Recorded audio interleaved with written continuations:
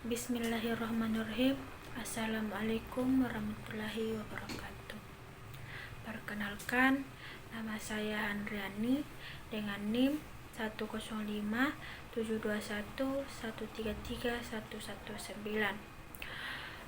Adapun tujuan pembuatan video kali ini yaitu untuk memenuhi tugas MIT dari mata kuliah akuntansi manajemen, di mana mengangkat dua submateri.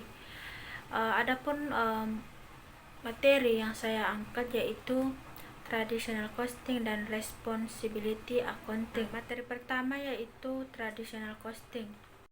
Semua perusahaan yang bergerak di bidang manufaktur maupun jasa merupakan suatu sistem akuntansi biaya yang tepat dan sesuai dengan kondisi perusahaan. Sistem tersebut dirancang untuk memberikan informasi biaya kepada manajemen yang berguna bagi pembuatan perencanaan, keputusan, dan pengendalian biaya serta perhitungan biaya produksi. Adapun pengertian dari traditional costing atau sistem biaya tradisional adalah di mana biaya bahan baku langsung, biaya tenaga kerja langsung, biaya overhead pabrik baik yang bersifat variabel maupun tetap menjadi biaya produk.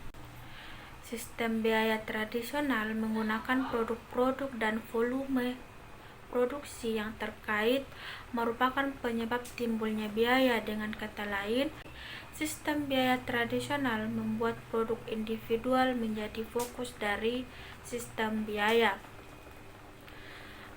Adapun sistem perhitungan harga pokok dalam sistem akuntansi biaya tradisional dibagi menjadi dua, yaitu sistem perhitungan berdasarkan pesanan job order cost system dan sistem perhitungan berdasarkan proses atau proses cost system. Sistem perhitungan berdasarkan pesanan job order system atau sistem perhitungan berdasarkan pesanan, di mana dalam sistem perhitungan biaya berdasarkan pesanan biaya ditelusuri dan dialokasikan ke pekerjaan, dan biaya untuk menyelesaikan pekerjaan tersebut dibagi dengan jumlah unit yang dihasilkan untuk menghasilkan harga rata-rata per unit.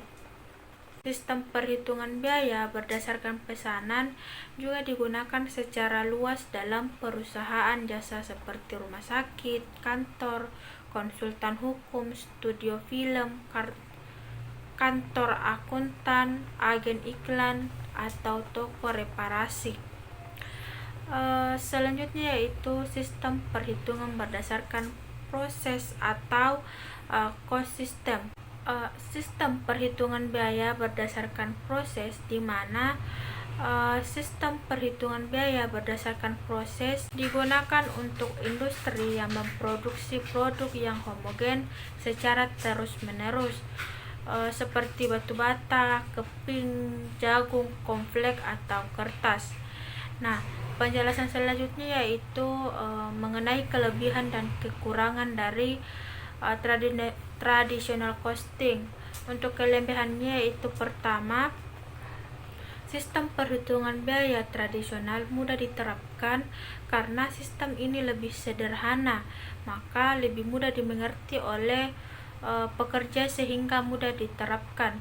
Yang kedua, memberikan laporan manajemen dengan menunjukkan biaya yang dikeluarkan. Terakhir yaitu sesuai dengan prinsip akuntan yang berlaku umum. Untuk kekurangannya sendiri, yang pertama yaitu untuk biaya non produksi, akuntansi biaya tradisional hanya membebankan ke produk.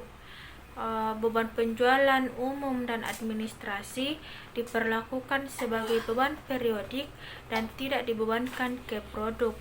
Dan yang kedua yaitu untuk biaya produksi dan perhitungan biaya berdasarkan proses, akuntansi tradisional membebankan semua biaya ke produk, bahkan biaya produksi yang tidak disebabkan oleh produk. Sebagai contoh yaitu sebagian upah untuk keamanan pabrik akan dialokasikan ke produk, meskipun upah penjaga keamanan tersebut sama sekali tidak terpengaruh apakah perusahaan berproduksi atau tidak. Nah, yang ketiga yaitu upaya biaya kapasitas tak terpakai. Akuntansi biaya tradisional menghitung tarif overhead yang ditentukan di muka, dihitung dengan membagi anggaran biaya overhead dengan ukuran aktivitas yang dianggarkan seperti jam kerja langsung. Nah, berdasarkan penjelasan di atas, traditional costing method memang lebih mudah diterapkan dan sesuai dengan prinsip akuntansi yang berlaku umum. Namun, akuntansi tradisional membebankan semua biaya produksi ke produk, bahkan biaya produksi yang tidak disebabkan oleh produk yang pada akhirnya menyebabkan terdistorsinya biaya. Materi kedua yaitu responsibility accounting atau akuntansi pertanggungjawaban. Ada beberapa pengertian dari responsibility accounting, yaitu ada yang mengatakan bahwasanya responsibility accounting atau akuntansi pertanggungjawaban adalah istilah yang digunakan dalam menjelaskan akuntansi perencanaan serta pengukuran dan evaluasi kinerja organisasi sepanjang garis pertanggungjawaban. Ada pula yang mengatakan bahwasanya responsibility accounting adalah jawaban akuntansi manajemen terhadap pengetahuan umum bahwa masalah-masalah bisnis dapat dikendalikan seefektif mungkin dengan mengendalikan orang-orang yang bertanggung jawab menjalankan operasi tersebut.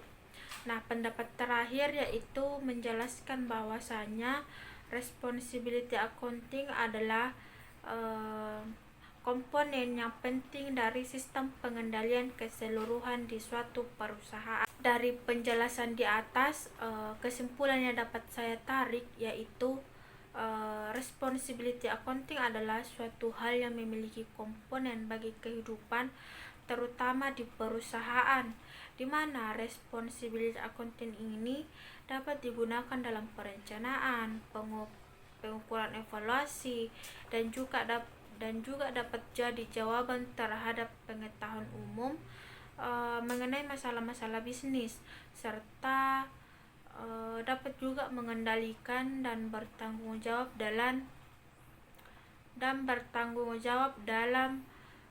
menjalankan operasi, baik itu di dalam perusahaan maupun di luar perusahaan. Nah, selanjutnya mengenai apa sih tujuan dan manfaat dari responsibility accounting atau akuntansi pertanggungjawaban ini. Salah satu tujuannya yaitu memastikan bahwa individu-individu pada seluruh tingkatan perusahaan telah memberikan kontribusi yang memuaskan terhadap pencapaian tujuan perusahaan secara menyeluruh. Adapun manfaatnya yaitu struktur akuntansi pertanggungjawaban memberikan suatu kerangka kerja yang berarti untuk melakukan perencanaan, agregasi data, dan pelaporan hasil kinerja operasi di sepanjang jalur pertanggungjawaban dan pengendalian. Untuk penjelasan terakhir yaitu mengenai apa saja yang termasuk ke dalam responsibility accounting atau apa saja contohnya terlebih dalam kehidupan sehari-hari. Nah, menurut pemahaman saya yaitu contoh kecil dari responsibility accounting yaitu misalnya dalam perusahaan di mana perusahaan ini membutuhkan akuntansi pertanggungjawaban. Nah, contohnya di sini yaitu dapat berupa pengumpulan dan pelaporan biaya serta pertanggungjawaban dalam pendapatan pusat. Mungkin itu saja yang dapat saya jelaskan pada video kali ini. Kurang lebihnya mohon dimaafkan. Billahi fisabilillah. Fastabiqul khairat. Assalamualaikum warahmatullahi wabarakatuh.